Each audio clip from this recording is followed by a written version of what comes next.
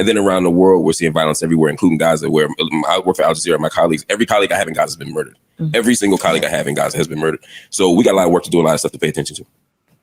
That's pretty good. All right, Young Thug, this I get scared every time you do that shit. He doing so fast. So you gotta, everybody know in Gaza is like, my colleague. God damn, he doing it again. That nigga Mark, boy. Why you don't ever support him when you start talking that shit?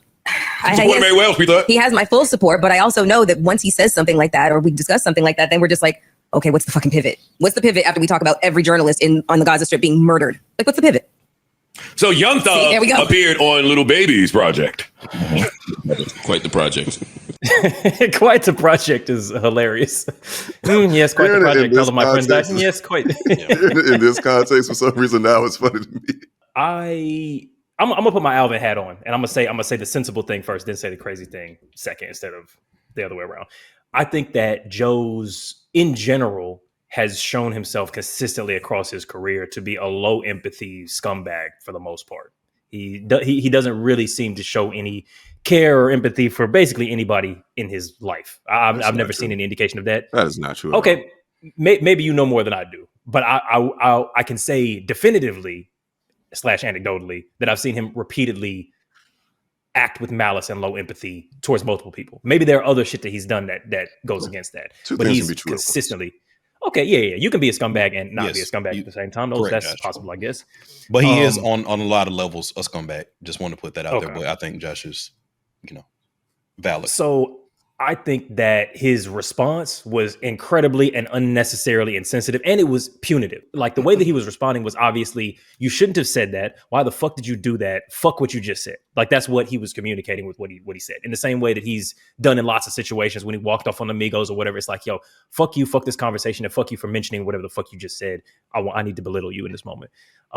That said, so now to the crazy bit, I completely understand where Melissa is coming from. And I ended up watching the full like 5 minutes on either side of that clip to get further context. Because the clip just starts when Mark is talking the serious shit. It doesn't show what led into that and what they were trying to pivot to. We talked to Ali Sadiq after, I think, Domino Effect 3 or 4. Which one was it, Josh? 4, the last one. Okay, in Domino Effect 4, he has what to me is one of the craziest pivots in a stand-up special I've ever seen.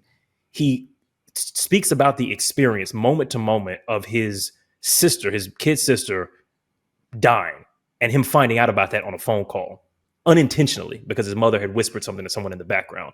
And he breaks down on stage, full cry, not rehearsed or any of that. He's fully crying, weeping on the stage, cries out. He manages to pivot that moment into a joke about a crackhead in Speedos. And it's the most seamless shit. Takes us from full cry to belly laugh. It's a skill set. Going in a podcast that's just some bullshit about hip hop, relationship nonsense, gender war shit, culture war shit. Somebody brings up Gaza. You got to figure out a way to pivot that shit into the next silly, goofy thing. That's difficult to do. So the way Joe did it was wrong, but it is a difficult task to do. And having watched the 5 minutes before Mark actually said that, basically they were like, what things should we talk about? And Mark was like, let me just do a 25-second everything is fucked up thing. Not I want to talk about it. Not let's do a segment about these things. Let me just do a quick 25-second recap of everything fucked up that's happened in the last week. And then it's like, okay, cool, but we're not going to talk about those things. So I guess I just got to go, that's fucked up. Sorry. Anyway, Lil Baby was on Young Thug's project. So that's what it was going to be anyway. Okay. So yeah, my take on it is I frequently do one of two things. I either take a conversation with Eddie, I'd say maybe a half step to 2 steps too far to the point where it's not entertaining and it gets cut. I don't know if just peeling the curtain back around for some people that may not view the live. Always be plugging. Please watch the live. You see this kind of shit. So that's one. The second thing is when we talk about something that I'm particularly passionate about or that I have expertise about, I tend to lean into it to a point where it gets boring. The difference between us as a podcast unit and I think that Joe Budden podcast unit is that I don't think all of them are friends. So I think that the thing that we have going is that just full disclosure, again, peeling the curtain back, Josh, Eddie, and I are friends, I think, first. I would say first. So I think that there's a lot of leeway that I get to just like talk my shit. And then our editor, our creative director, Edward Overgo, cuts that and makes that something a little bit more coherent in post. And I think that allows me the space to say things that may be a little bit appeasing, to my psyche, appeasing to my interest, appeasing to the fact that like this is conversational and that we're friends, kind of sort of just talking on camera. And I think that when you take that element out of it and it's all about the content, you get elements like what Joe Budden did in that situation, because it was very clear that he's not talking to somebody who's his fucking friend in that situation. Because again, I've geeked out over some shit. I've like went hard on some shit. I've taken stances that I think were in some situations not even really nice stances to take in terms of how I've done it. And it's been approached with a glove that says like, Josh is my friend, Eddie's my friend. So, and we can handle whatever in post, we can handle whatever afterwards in our conversations. And I think that the Joe Budden podcast is missing that. So you get Joe Budden appearing to be an asshole because he's only focused on content, which in my opinion makes him an asshole. But I think that's where the dichotomy kind of breaks between a podcast where you have niggas that know each other on that level and niggas that don't. It's difficult for me because I look at this from sort of like a business perspective too, because I'm a comedian. I have talked about Gaza many times on particularly my stories where I share a lot of things, and I have to balance talking about things that I'm passionate about that happen in the world and shaking ass, which I also talk about, and so I definitely. So I guess the thing I think the smartest thing would have been is to, after Marc Lamont Hill says, talks about Gaza and you want to pivot, I think as a content creator, as a podcast host, whatever you call yourself, it's your job to figure out what the pivot is, not to just stay silent, because staying silent also is not a pivot, right? So I think if he says something like that, why don't they have a everything is fucked up segment where he can talk his shit about what's going on politically, and they just say everything's fucked up, and then they move on to something else, which acknowledges there's a way to do it. That's a great idea. Yeah, without them actually commenting on it. But also, I do think that Joe Budden is thinking about his pockets. He knows what can be affected if I don't know who funds him. I don't personally watch their podcast, but which makes it more scumbag. It does. It does, but he's thinking about his pockets. He's thinking about his funding. He's thinking about his sponsorships. And talking about Gaza specifically is people act like, oh, there's no repercussions, but there are many repercussions from a business perspective for talking about Gaza. So as a creative, if you're going to have a podcast, if you're going to host one, I think it's really important to have Marc Lamont Hill there and making comments like this, because I shared a video about how one guy on TikTok was just saying, like, if one black dude who watches that podcast or one black person watches that podcast who didn't know anything about Gaza or hadn't heard anything because they just haven't been paying attention, then it's nice to just have him there making their comments, and they can have their podcast about hip hop. But just that's what Mark is there for. Yeah, that's what he's there for. That's why they brought him on. Yeah, that's why they brought him on. So why cuss him out? Yeah, so why cuss him out whenever he brings it up? That's why he's here. So find a smart way that if you want to stay out of it, that leaves you out of it, to pivot, but let him talk his shit. That's why he's here. So yeah, I do think that. And sorry, Josh, if you. Okay, yeah, I do think that to Alvin's point, my additional nuance would be, like, again, if we're peeling back the curtain, we've had lots of conversations around what that balance looks like. So I think that, you've painted kind of what those conversations look like in maybe a slightly, not rosier, but like in a slightly rosier way, which is that it's a bit of a negotiation, which is that we're going like, yo, Alvin, we know that you want to talk about this thing, but we need to focus on this thing. And these are conversations that are best for maybe when just we're talking or we're catching up or at the bar or whatever. And for the podcast, we need you to focus in on this, or we need you to, up the skill of being able to get the point across in a way that's more content ready. Because we're kind of doing a bit of a job here, and we negotiate those two things. Like, yes, it's a job, but it's also people. So it's both of those things. It's going like, cool, we don't want to disrespect you, as this is a moment of it's conversation, but it's also theater. So we got to negotiate and meet somewhere in between there. So I think if we're adding both of those layers to even the conversations that we've had around how we do our content and how we provide space for one another, but also understand, thinking towards the edit. I understand if Joe wants to go like, Mark, it was inappropriate for you to do this at this particular time.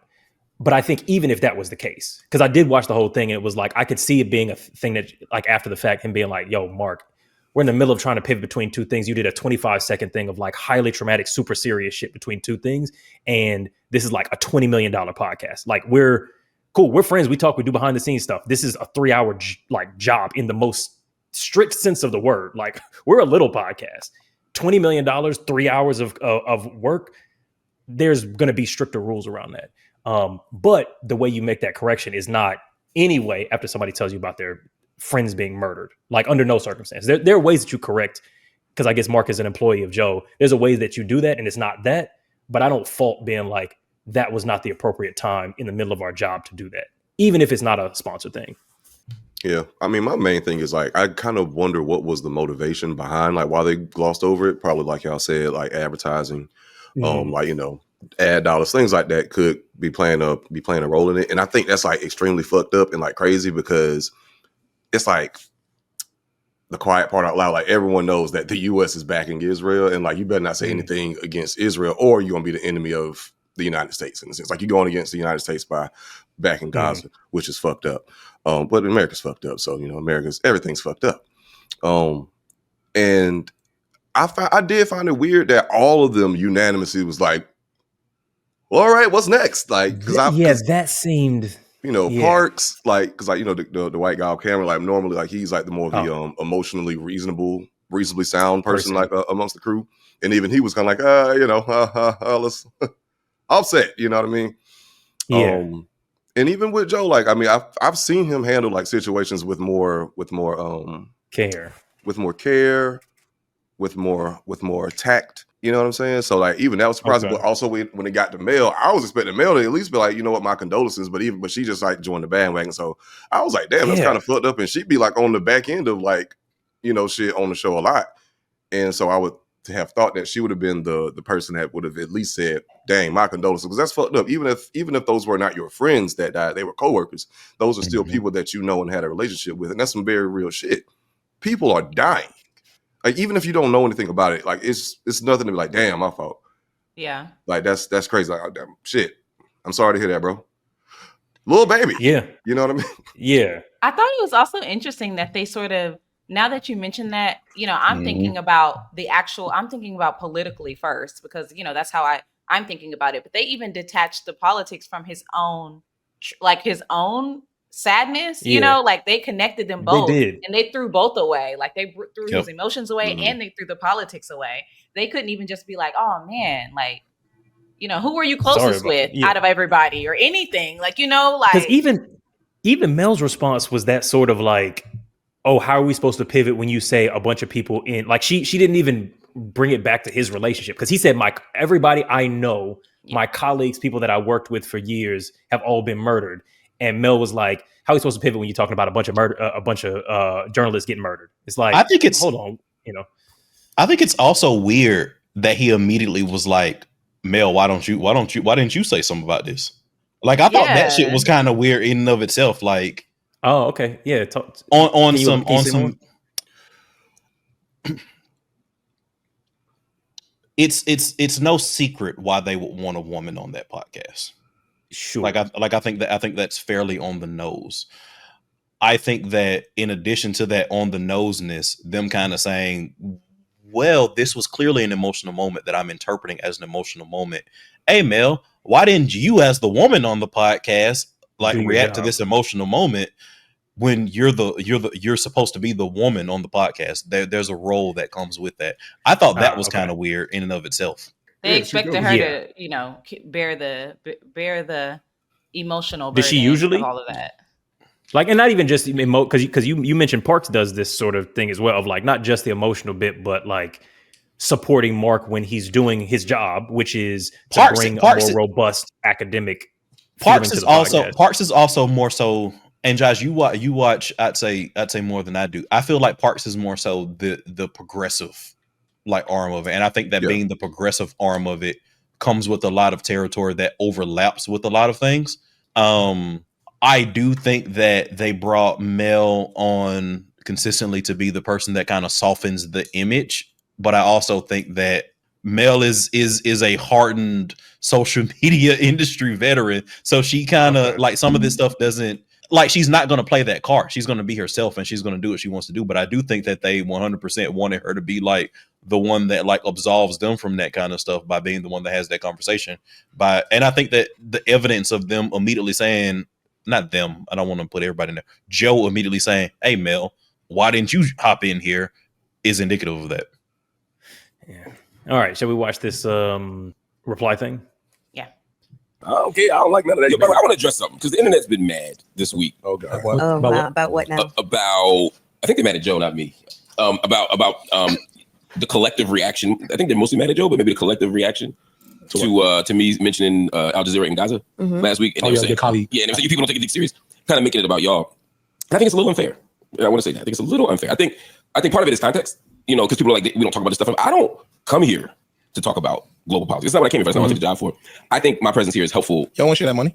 Night school. Every night. But that's what I feel like people be like, you can watch my show. I do it every night. And Al Jazeera season starts in 2 weeks. You can watch me on Fridays. But I don't. It's. Did you just fuck? Yeah, We're good. Shameless. Every Friday. It's good. Let them go. But the point is, like, I don't want people to think that I'm being silenced up here. Like, I be trying to bring stuff up and y'all be like, don't say that. I've never been edited. I've never been silenced. They're going to say, y'all maybe say that too. They're going to be like, you know, blink once. Right. But like, no, I can talk about this stuff. To me, this isn't the space to talk about it because these things deserve in-depth analysis. They deserve 20 minutes or 30 minutes or 40 minutes, and we can't do that up here. That's not what the job is. If I work for ESPN, they wouldn't expect me to do it because that's not the job. Right. Similarly, if I'm here, that's not the job. Did people personally hit you up? Yeah, some people. Some people. It's just like when I first came here. Like, why would you go there? Like, I'm up here to be part of a great conversation, which we are every week. So I don't want people to feel like I feel a way about that conversation. Would I prefer if y'all had said like, sorry, hear that? Rest in peace. Move on. Maybe play some Gap Band.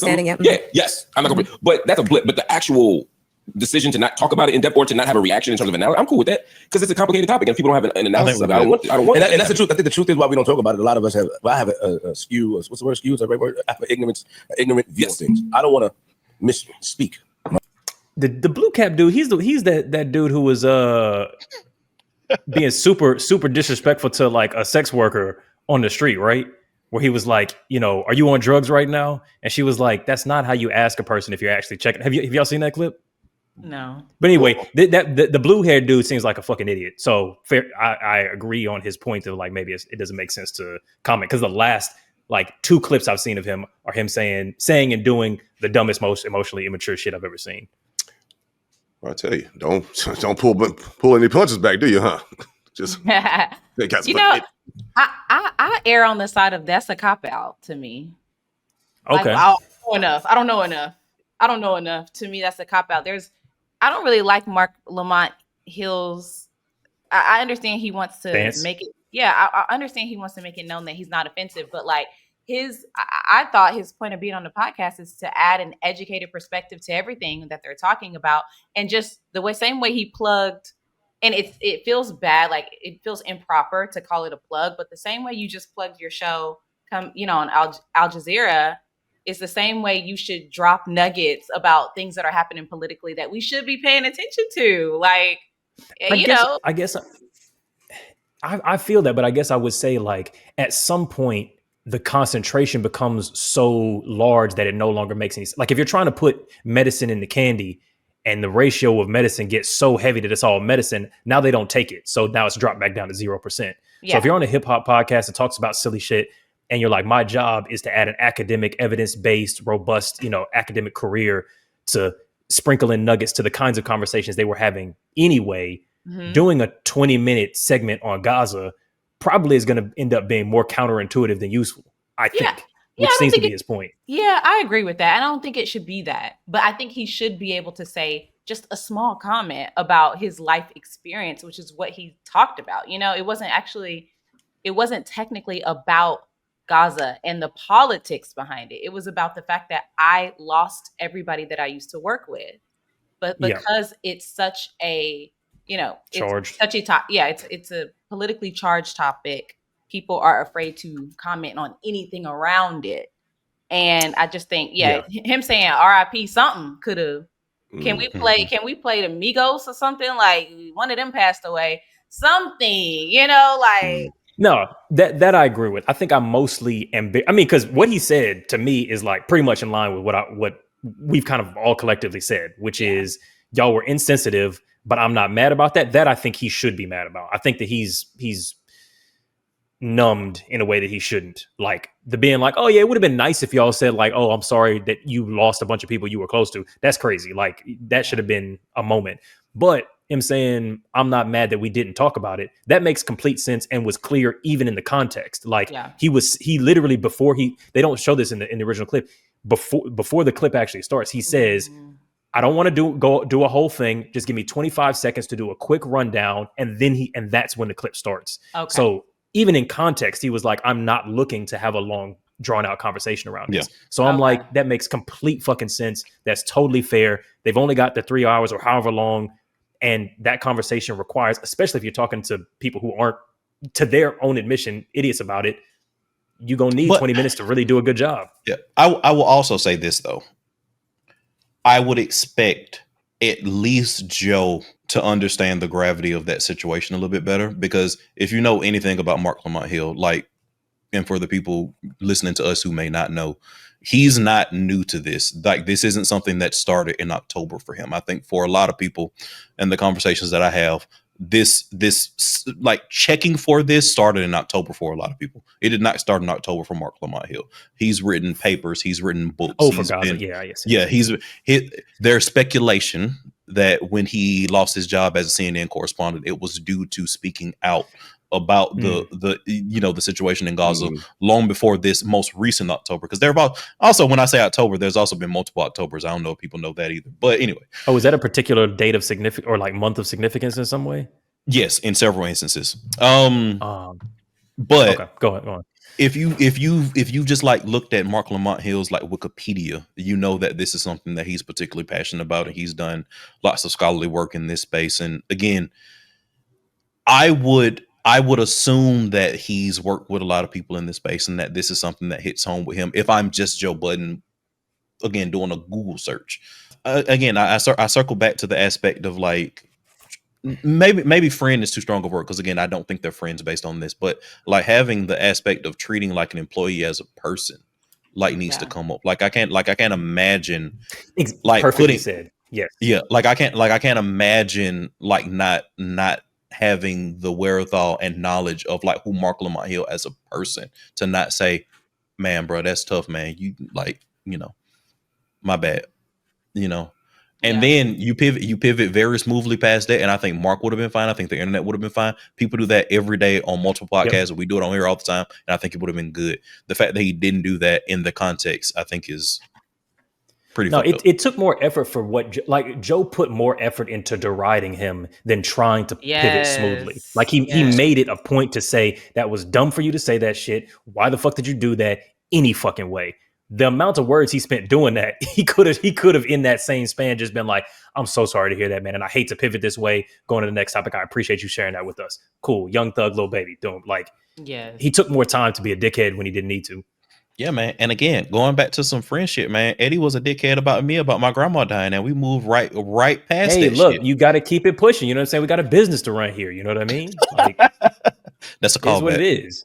Sign up for the subscription. Sign up for the membership. You can go see all the full episodes. You can get these moments. You get these moments. You can see how the sausage is made. You can see how we emotionally intelligently iron out these moments.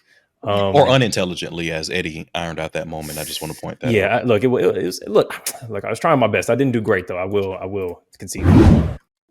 Yo, if you want to see the rest of this episode, the full thing where we did about 2 hours with Jasmine, all you got to do is join as a community member. Right now, we are doing annual subscriptions 50% off. So that's like less than $50. You get a full year. That's 52 full episodes for just that. And you get access to the Discord and discounts on all of our merch, including both of our card games, In All Seriousness and It's a Red Flag. Cop that right now. They're live right now, 50% off on the annual memberships on Patreon. It's the equivalent to our OnlyFans support. Yes, we're out there showing clavicle. Big ones. Cool. If you want to do the, in all seriousness, one. This nigga Josh hilarious, bro. We got double D clavicles in the Oh my in the God. Patreon. I'm sorry. I saw that. That shit up. It's a red flag. All right.